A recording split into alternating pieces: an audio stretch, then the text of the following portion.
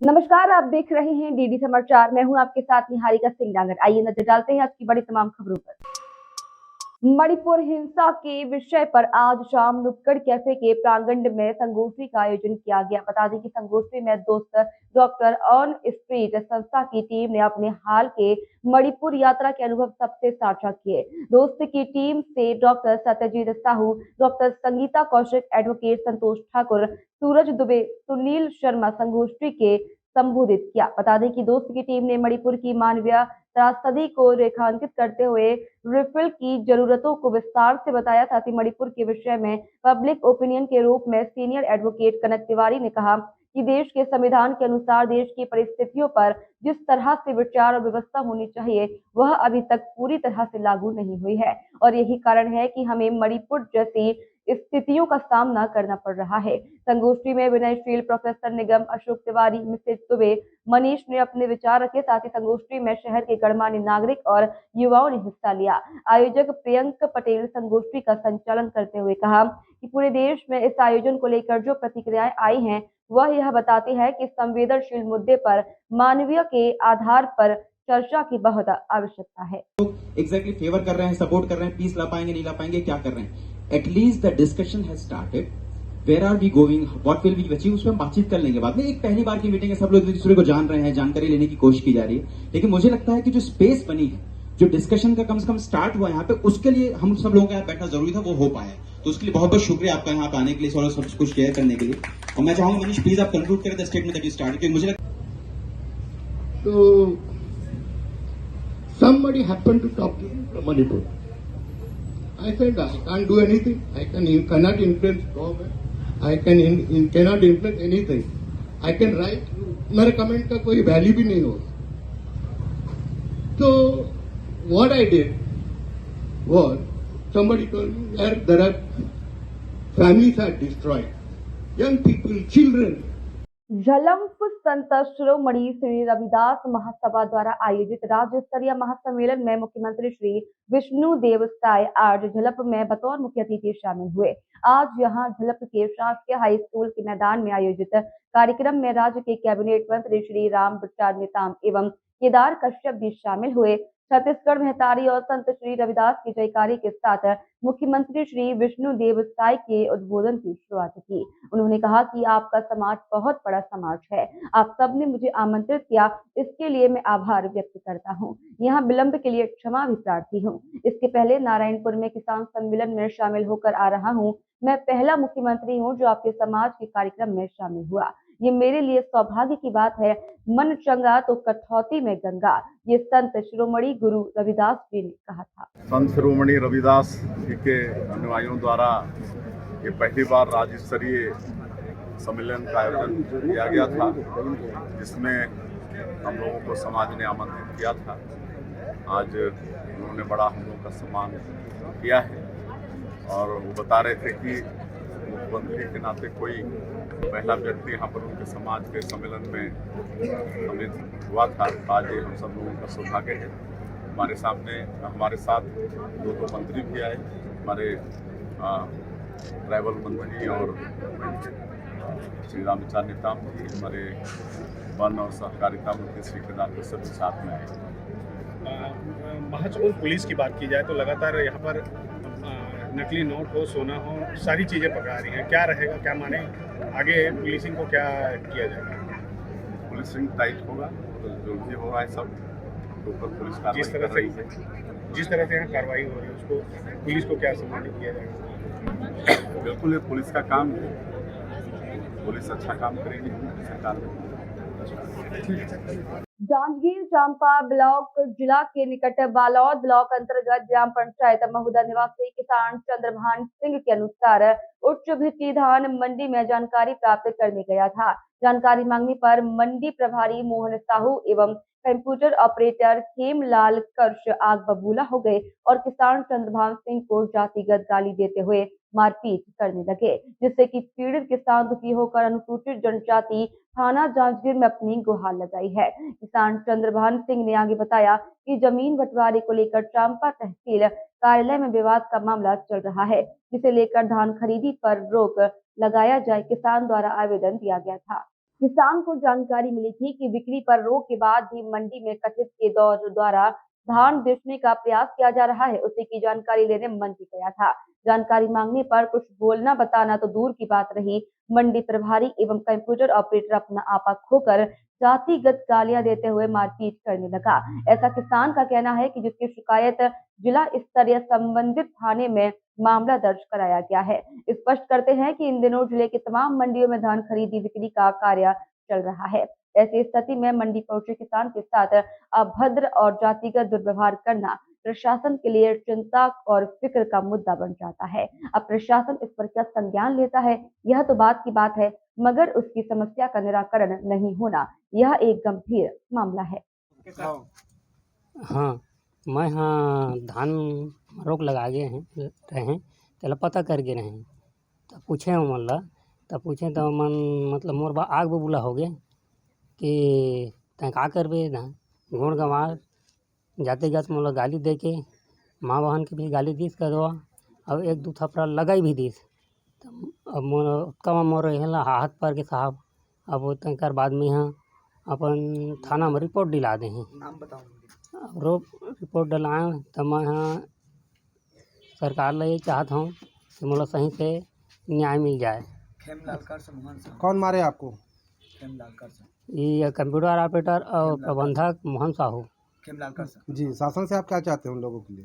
मैं शासन से न्याय चाहता हूँ कि मुझे जातिगत गाली दिया तो इसका न्याय मुझे मिलना चाहिए, ऐसा चाहता हूँ। क्या नाम है आपका? चंद्रभान सिंह गौड़। उसकी लिखित शिकायत थाना आजाद को प्राप्त हुआ है, जिसमें जांच किया जा रहा है। जांच के पश्चात ही उचित कार्रवाई किया जाएगा। जी सर, वो मामला उसमें क्या था? मामला जातिगत गाली गलौज वाला है। जांच पश्चात उचित कार्रवाई किया जाएगा।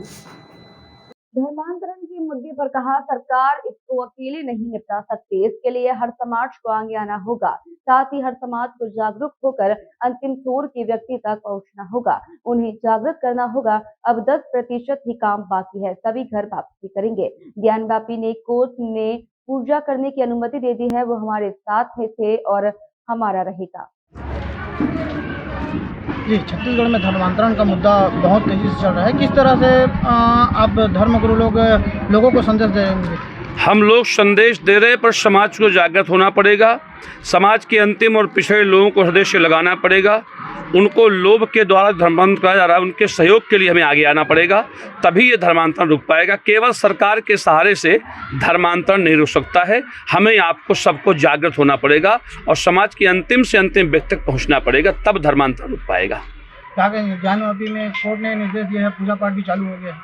पूजा पाठ चालू हो गया। वो ज्ञानव्यापी मंदिर, वो तो हमारा मंदिर था, मंदिर है, मंदिर रहेगा। आतताइयों ने 30 साल पहले मौलाना मुलायम के सरकार के समय पर हमारी पूजा रोक दी थी और वो हमारा मानबिंदु है। भगवान विश्वनाथ का परिसर है, वो हमारा, वहाँ पर गौरी का पूजन शुरू से चल रहा था। आज जिन लोगों को दिक्कत हो रही, उन्हें कोर्ट से भरोसा उठ रहा है, प्रधानमंत्री से भरोसा उठ रहा है, कह रहे हैं सरकार हमारे साथ अन्याय कर रही है। जब कश्मीर से भगाए जा रहे थे हिंदू, तब ये मौन क्यों थे? चाहे वो ओवैसी एंड ग्रुप हो, चाहे मदनी एंड ग्रुप हो, उस समय इनके मुंह में ताले क्यों लगे थे? जब कश्मीर से हिंदू समाप्त हो रहा था, उस समय हिंदुओं की बेटियों को छीना जा रहा था, मारकर फेंक दिया रहा था।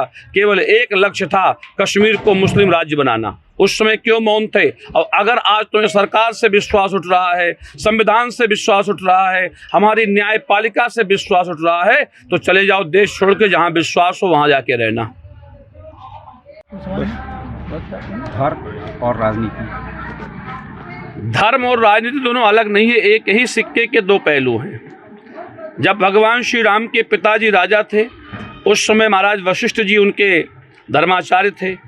इसलिए राजनीति और धर्म विलग नहीं है। धर्माचार्य को राजनीति पर नियंत्रण रखना चाहिए और राजनीतिज्ञों को धर्माचार्यों के संपर्क में रहना चाहिए। जब राजनेता पथ से विलग होता है तो धर्माचार्य से दिशा और मार्गदर्शन दोनों देता है। इसलिए हर धर्माचार्य को कुशल राजनेताओं को मार्गदर्शन देना चाहिए, ताकि राष्ट्र के हित में निर्णय लेते समय धर्म का अनुपालन किया जाए। भारत रत्न मिला है, किस तरह देखते हैं इस बात? लाल कृष्ण आडवाणी जी को भारत रत्न मिल रहा है, मैं देखता नहीं हूँ, ये उनका अधिकार है। क्योंकि जिस समय पूरे देश के अंदर अधर्म, अत्याचार, अन्याय हो रहा था, उस समय लाल कृष्ण आडवाणी जी, अशोक सिंघल जी पूरे भारत में हिंदुत्व को जगा रहे थे। राम जन्मभूमि आंदोलन के लिए रथ लेकर निकले। उस समय निर्दयी शासक लालू प्रसाद यादव ने रात में 2 बजे उन्हें गिरफ्तार किया था। लाल कृष्ण आडवाणी ने अपने पूरे जीवन को राम मंदिर के लिए, राष्ट्र के लिए समर्पित किया है। अटल आडवाणी की जोड़ी पूरे विश्व को दिखाई स्वप्न में पड़ती थी। आज अगर उस जोड़ी का नायक अटल जी को भारत रत्न मिल चुका है, उस जोड़ी के नायक आडवाणी जी को भारत रत्न मिलता है, तो इससे बड़ा गौरव का विषय हिंदू समाज के लिए नहीं होगा। मामला कोरिया जिले से संबंधित है, जहां पर कोरिया जिले के करीब 15 से 20 वर्षों से प्रकाशन के माध्यम से जनहित कार्यों व भ्रष्टाचार को उजागर करने वाले देश के जाने माने चौथे स्तंभ पत्रकार को आए दिन किसी न किसी झूठे मामले में हमेशा फंसाने की कोशिश की जाती है। हम आपको बता दें कि कोरिया जिले के सम्मानित पत्रकार अजीत पाटकर को प्रशासन के द्वारा निर्देशित करके रात्रि के करीब 10 बजे बैकुंठपुर बस स्टैंड से शराब का हवाला देकर थाने में बैठा लिया गया। आबकारी एक्ट 36A तथा धारा 151 के तहत झूठी कार्यवाही कर जेल भेज दिया गया। मामले के अनुसार पत्रकार अजीत पाटकर के घर पुलिस के द्वारा सूचित नहीं किया गया तथा मनमानी तरीके से अंदर कर दिया गया। चूंकि फर्स्ट ऑफ इंफॉर्मेशन FIR के अनुसार लिखित शिकायत किया गया है अमित पाटकर के नाम पर, परंतु जेल अजीत पाटकर को भेजा गया। लेंगे झूठी शिकायत को लेकर भारतीय राष्ट्रीय पत्रकार महासंघ के जिला अध्यक्ष व प्रदेश अध्यक्ष के द्वारा प्रशासन को ज्ञापन सौंप कर साफ बोल दिया गया है कि अगर अजीत पाटकर जी को जमानत नहीं दिया गया तो दिनांक 6/4/2024 को हम चक्कर जाम व धरना प्रदर्शन के लिए बाध्य हैं। प्रशासन से गलती हुई है। प्रशासन के द्वारा दिशा निर्देश देकर उन्हें बंद करवाया गया है। यह जिला प्रशासन कोरिया की सोची समझी साजिश है कि शुक्रवार को जमानत नहीं दिया गया। शनिवार छुट्टी, रविवार छुट्टी, अब आगे जमानत होगा तो सोमवार को ही होगा। इस प्रकार से जिला प्रशासन ने आला अधिकारी पत्रकारों को आश्वासन दिए कि सोमवार को जमानत दे दिया जाएगा। भारतीय राष्ट्रीय पत्रकार संघ के बैनर तले अजीत पाटकर एक हमारा पत्रकार साथी है जिसकी गिरफ्तारी हुई है 151 के तहत। पुलिस प्रशासन से हमने इस बारे में बात करने का कोशिश किया तो उन्होंने बताया कि शराब के नशे में हुड़दंग कर रहा था, जबकि एक सत्यता नहीं है। उनकी गिरफ्तारी की निंदा करते हैं पत्रकार संघ के, भारतीय पत्रकार राष्ट्रीय संघ के बैनर तले सारे पत्रकार साथी इकट्ठा हुए हैं। एडिशनल SP से मिलने के प्रयास किए और इसके साथ कलेक्टर साहब से भी हम लोग मिलकर आ रहे हैं। उन्होंने बोला कि आप घर पे नहीं, कार्यालय पे मिलते हैं, बस उनकी इंतजार कर रहे हैं। लेकिन हमारा एक ही मांग है कि हमारा जो साथी को गिरफ्तार किया गया उसकी बेल आज ही हो और तत्काल हो, नहीं तो हमारा बैनर भारतीय राष्ट्रीय पत्रकार संघ किसी भी रूप में या धरना प्रदर्शन हो या गिरफ्तारी हो, हम देखने को तैयार हैं। हमारे साथी को आज ही बेल होना चाहिए, क्योंकि 151 शराब के हुड़दंग हमने कई बार थाने को सूचना देते हैं तो कोई कार्रवाई नहीं होती है, लेकिन हमारा पत्रकार साथी था तो तत्काल कार्रवाई हो गई। आखिर पत्रकारों पर यह अत्याचार कब तक होता रहेगा? शासन प्रशासन मौका मिलते ही अपनी वाहवाही लूटने के लिए, अपने कॉलर खड़ा करने के लिए हमें इसी पत्रकार को बुला लेते हैं अपने पास, और आज जब जरूरत पड़ती है पत्रकारों को तो झूठा आरोप लगाकर उस पर कार्रवाई करने को तत्काल तैयार रहते हैं। ये इस तरह की दोहरी रवैया कब तक चलेगी? जैसा कि देखा जा रहा अभी अंबिकापुर में मुख्यमंत्री के मौजूदगी में पत्रकारों के साथ ऐसा किया गया, और अभी ताज़ा मामला बैकुंठपुर में, इसमें आप क्या बोलना चाहेंगे? ये तो हमारा संघ पहले भी निंदा कर चुका है उसकी, और इसकी क्षमा याचना भी उनके नेताओं के द्वारा मांगा गया। उनको ऐसा महसूस हुआ कि हम पत्रकार साथी के साथ गलत किए हैं। और कोरिया जिला में भी जो लगातार घटना हो रहा है, सूरजपुर में भी घटना हुई है, तो ये सब लगातार पत्रकारों के साथ होता है। पत्रकार या तो खबरों का बहिष्कार करें, प्रशासनिक खबरों को लगाना बंद करें। जो भी एक कदम हमारा जो संघ निर्णय लेगा हम लोग सब उसी पे तत्पर रहेंगे। क्या लगता है क्षेत्रीय नेता जो भैयालाल रजवाड़े उनकी भी नहीं सुनेगा कलेक्टर? ऐसा हम लोगों को सूत्रों के द्वारा जानकारी मिली है कि भैयालाल जी ने कलेक्टर साहब से बात किया तो उन्होंने कहा कि थोड़ी सी हमें समय दें। सूत्रों से जानकारी मिल रही कहीं न कहीं कलेक्टर का इस विषय में हाथ है और उस पत्रकार को अंदर कराने में कलेक्टर साहब की पूरी संलिप्तता है। हम लोग जो इस तरह से बात कर रहे हैं वो पत्रकार की अवेलेबल नहीं होने का प्रयास में है कि बेल ना दिया जाए। कलेक्टर साहब इसमें पूरी तरह संलिप्त है। वो एक जिले का मुखिया है और पूरे जिला उनका एक परिवार की तरह है। अगर परिवार के किसी सदस्य से गलती होती है तो क्षमा याचना के लिए लायक है, वो क्षमा किया जा सकता है। तो जब पत्रकार साथी आपके साथ बैठ सकता है, आपकी सारे अच्छे बुरे खबरों को लगा सकता है, तो हमसे अगर गलती हो गई, मान लो नशे की हालत, आप कहते हो मैं नशे में हूँ, तो मैं नशे को मानता हूँ कि आपने नशे में था हमारा पत्रकार साथी, लेकिन गलती हो सकती है ना। उनके बगैर गिरफ्तारी कर ली गई, उसके माता पिता, उसके किसी रिश्तेदारों को सूचना नहीं दिया गया, प्रशासन के द्वारा ये बताया गया कि भैयालाल जी को खबर दिया गया, भैयालाल जी फिर आप विष्णुदेव साय जी को खबर दे दो ना भैया। ये कलेक्टर साहब के द्वारा क्या लगता है कलेक्टर एक स्क्रिप्टेड कहानी बनाकर और पत्रकारों के ऊपर कार्रवाई की जा रही है। 151 का धारा जो पुलिस प्रशासन अपने जेब में लेकर घूमती है, किसी के ऊपर भी लगा सकती है 151 की धारा, उन धाराओं में कार्रवाई करके जेल भेज देना, क्या लगता है आपको? ये घोर निंदनीय है, ये कार्य घोर निंदनीय कार्य है। हमने अभी प्रशासन को बताया कि कलेक्टर परिसर के पीछे, एसपी कार्यालय के पीछे दारुओं का अंबार, बॉटलों का अंबार पड़ा हुआ है, वहाँ पे जब रात में लोग दारू पीते हैं, शराब पीते हैं, तो वहाँ पे क्यों नहीं जाके आप छापा मारते हो, क्यों नहीं कार्रवाई करते? एक पत्रकार साथी की सूचना मिली तो तुरंत कार्रवाई हो गई। यहाँ तक कि जेल में शराब की मुहैया कराई जा रही है, आज खबर लगी है। तो ये प्रशासन कहाँ जागती है? पत्रकारों पे जागती है। फुटेज की जांच कराई जाए तो दूध का दूध पानी का पानी हो जाएगा। उस खबर में सीसी फुटेज को देख लिया जाए, प्रशासनिक अधिकारी अगर जाग जाए तो अपने क्या संघ पत्रकार सुरक्षा कानून की मांग करती है? लगातार पत्रकारों पर इस तरह हमले हो रहे हैं। भूपेश बघेल ने जिस तरह झूठा वादा किया था पत्रकार सुरक्षा कानून की, क्या उस पर आप फिर से अडिग रहेंगे? बिल्कुल अडिग रहेंगे। भूपेश सरकार, हम पत्रकारों के साथ छलावा किया है और आशा उम्मीद भी करते हैं भारतीय जनता पार्टी के विष्णुदेव साय मुख्यमंत्री जी से कि हमारी पत्रकार सुरक्षा कानून लागू करें, और हमारी ये मांग बराबर बनी है और बनी रहेगी। इस मांग की लड़ाई हमेशा लड़ते रहेंगे, तत्पर रहेंगे। जी, जैसा कि पत्रकार संघ के द्वारा, राष्ट्रीय पत्रकार महासंघ के द्वारा जो आज प्रदर्शन किया गया कलेक्ट्रेट के सामने, क्या निष्कर्ष निकला इसका? देखिए, भारतीय राष्ट्रीय पत्रकार महासंघ अपर कलेक्टर साहब से भी बात हुआ है। उन्होंने आश्वासन दिया है कि सोमवार तक उनको छोड़ दिया जाएगा, अजीत पाटकर जी को छोड़ दिया जाएगा। अगर नहीं छोड़ते हैं तो भारतीय राष्ट्रीय पत्रकार महासंघ मंगलवार से चक्का जाम करेगा, धरना प्रदर्शन करने के लिए बाध्य होगा। जी, कब तक छोड़ने का दिलासा दिया गया? सोमवार को दिलासा दिया गया है कि सोमवार तक छोड़ दिया जाएगा। अगर नहीं छोड़ते हैं तो पत्रकार संघ के द्वारा किस तरह की कार्रवाई की जाएगी? मैं एकदम स्पष्ट रूप से कह दिया हूँ, हमारे जो पत्रकार संघ के पूरे जितने भी सदस्य हैं, छत्तीसगढ़ में जितने भी सदस्य हैं, वो यहाँ पर बैकुंठपुर कोरिया जिला में आएंगे और चक्का जाम करेंगे और धरना प्रदर्शन करने के लिए मजबूर होंगे। शुक्रवार की रात को गिरफ्तारी, शनिवार रविवार 2 दिन की छुट्टी, क्या ये स्क्रिप्टेड प्लानिंग नहीं लग रही? मुझे लगता है कि पूरी तरह प्लानिंग के तहत कार्य हुआ है। अब मुझे ये भी लगता है कि ये पूरे लगभग 15 दिन इनको जेल में पूरा सड़ाने का पूरा विचार रखे थे, लेकिन कहीं ना कहीं भारतीय राष्ट्रीय पत्रकार महासंघ के अंबिकापुर से आए हुए और सूरजपुर से आए हुए एमसीबी और कोरिया जिला के समस्त पत्रकार यहाँ के साथ दिए, और साथ की वजह से शायद सोमवार को एक आश्वासन मिला है कि सोमवार को उनको छोड़ दिया जाएगा। धन्यवाद।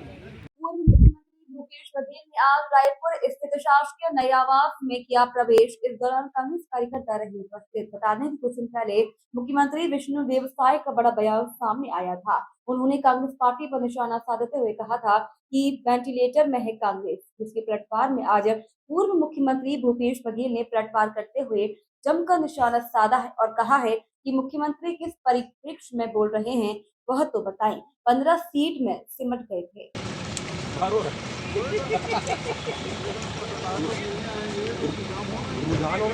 कहते हैं कि कांग्रेस वेंटिलेटर में है, तो 5 साल आपकी सरकार थी, उस समय भाजपा कहाँ पर थी?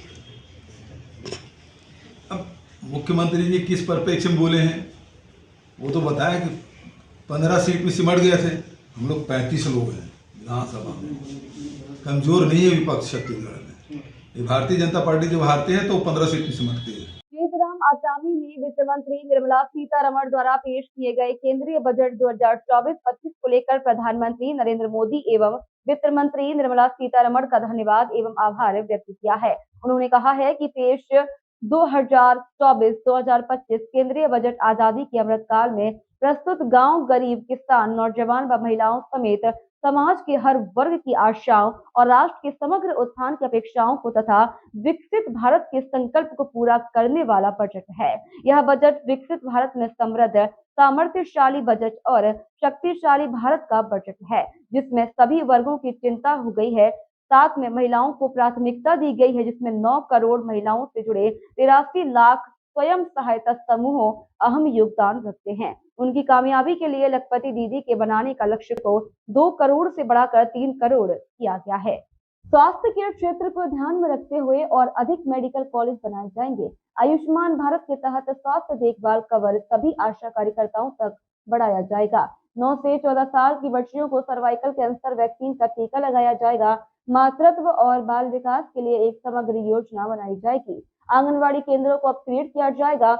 पोषण 2.0 को और अधिक तेजी से बढ़ाया जाएगा। प्रधानमंत्री आवास योजना ग्रामीण के तहत 3 करोड़ आवास बनाया जाएगा। मध्यम वर्ग को घर खरीदने बनाने में मदद हेतु नई योजना बनाई जाएगी, जिससे कि मध्यम वर्ग के लोगों को राहत मिलेगी। उन्होंने कहा कि रूफटॉप और ऊर्जा करोड़ों परिवारों को 300 यूनिट की मुफ्त बिजली हर महीने मिल पाएगी। ई व्हीकल की चार्जिंग के लिए बड़े पैमानों पर इंस्टॉलेशन होंगे। प्रधानमंत्री किसान संपदा योजना से 38 लाख किसानों को लाभ पहुंचाया जाएगा, जिसमें उपज के बाद होने वाले नुकसान को रोकने के लिए भी योजनाओं पर काम किया जाएगा। उपज होने के बाद की गतिविधियों को बढ़ावा देने के लिए निजी और सार्वजनिक क्षेत्र की भागीदारी मजबूत की जाएगी। कृषि बीमा, मत्स्य संपदा को बढ़ावा दिया जाएगा। सी फूड का उत्पादन दोगुना किया जाएगा। मत्स्य संपदा योजना के जरिए उत्पादकता को 3 से बढ़ाकर 5 टन प्रति हेक्टेयर किया जाएगा। इसके साथ ही शिक्षा के क्षेत्र में भी 9 वर्षों में क्रांतिकारी बदलाव किए गए हैं। स्किल इंडिया मिशन के तहत 1.4 करोड़ युवाओं को प्रशिक्षण, 55 लाख युवाओं की अप स्किलिंग की जाएगी। बता दें कि पीएम मुद्रा योजना के अंतर्गत युवाओं की आकांक्षाओं को पूरा करने के लिए 22.5 लाख करोड़ रुपए के मूल्य के कुल 43 करोड़ मंजूर किए गए हैं। उन्होंने कहा कि सनातन संस्कृति के अनुरूप सबके उत्थान एवं कल्याण की भावना से समाहित विकसित भारत के संकल्प को समर्पित एवं राष्ट्र को समृद्ध व आत्मनिर्भर बनाने की दिशा में बजट 2024-25 एक नया कदम है, जो देशवासियों की आशाएं, अपेक्षाएं और आकांक्षाओं को पूरा करने का अहम साधन है। मोदी जी की गारंटी को 100% लागू करने के निमित्त यह सभी वर्गों के उत्थान का बजट है। इस बजट में हर वर्ग के सर्वांगीण विकास और गरीबों के कल्याण पर विशेष ध्यान दिया गया है, जो इसे और भी प्रशंसनीय बनाता है। विकसित भारत 2024-25 समर्थ, सामर्थ्यवादी और शक्तिशाली भारत का बजट है। बजट विकसित भारत के लक्ष्य को हासिल करने के लिए प्रतिबद्धता बताता है। यह बजट सामाजिक न्याय, सर्व समावेशी विकास और आधारभूत संरचनाओं के लिहाज से दूरदर्शितापूर्ण और क्रांतिकारी बजट है। जिला कलेक्टर मयंक चतुर्वेदी की अध्यक्षता में आज जिला चिकित्सालय की जीवन दीप समिति की कार्यकारिणी सभा का बैठक आयोजन किया गया। विभिन्न प्रकार के मुद्दों पर चर्चा की गई। एजेंडा में चर्चा करते हुए कलेक्टर महोदय के द्वारा जिला चिकित्सालय में स्वास्थ्य सुविधा के मामले में बेहतर रूप से कार्य करने के निर्देश दिए। जिला चिकित्सालय में मरीजों की आवश्यकता के अनुरूप बेड बढ़ाने के साथ साथ सर्जरी विभाग में गुणवत्ता पूर्वक सेवाएं मरीजों को उपलब्ध कराने की बात कही गई। गीदम स्थित ऑक्सीजन प्लांट को अतिशीघ्र जिला चिकित्सालय में शिफ्ट किए जाने के साथ साथ मरीजों को बेहतर से बेहतर स्वास्थ्य सुविधाएं उपलब्ध कराने के लिए अस्पताल में डॉक्टरों की कमी एवं उपकरणों एवं दवाई की कमी पर विस्तृत रूप से प्लान तैयार कर प्रस्तुत करने के निर्देश दिए गए। वहीं इसी दौरान नोडल अधिकारी एवं मुख्य कार्य जिला पंचायत एस विश्वरंजन, अनुविभागीय अधिकारी राजस्व जयंत नाहटा, संयुक्त कलेक्टर हिमाचल साहू, मुख्य चिकित्सा एवं स्वास्थ्य अधिकारी doctor Sanjay Basak, civil surgeon doctor Kapil Dev Kashyap आदि लोग इसमें उपस्थित रहे। दंतेवाड़ा जिले में आजकल भक्तों का तांता लगा हुआ है और दंतेवाड़ा का हाई स्कूल ग्राउंड और उसके आसपास का क्षेत्र भगवामय हो गया है। आपको बता दें कि गायत्री परिवार के द्वारा दंतेवाड़ा में सर्वे सुखिनो भवंतु के लक्ष्य को लेकर सभी के कल्याण की भावना ध्यान में रखकर 2 फरवरी से 5 फरवरी तक अलग अलग प्रकार के दिव्य कार्यक्रमों का आयोजन किया गया है, जिसमें भजन, कीर्तन, जप, तप, यज्ञ, झांकी, उपनयन, संस्कार जैसे कई कार्यों को एक मंच से संचालित किया जा रहा है। जिसमें कि लगभग उपनयन संस्कार के लिए सैकड़ों की तादाद में भक्तगण अपना पंजीयन करवा रहे हैं और साथ ही इस कार्यक्रम में सम्मिलित होने वाले सभी 1000 से 1500 भक्तगणों को प्रतिदिन भोजन की भी व्यवस्था की गई है। इस कार्यक्रम का मुख्य उद्देश्य लोगों में सनातन चेतना को जागरूक करना है, जिसके लिए 108 कुंड बनाकर प्रतिदिन यज्ञ किया जा रहा है, जिसके लिए समाज के सभी छोटे बड़े जनसाधारण बनकर एक साथ सम्मिलित होकर हिंदू संस्कृति का परिचय दे रहे हैं। फिलहाल आज की खबरों में इतना ही। आप बने रहिए डीडी समाचार के साथ।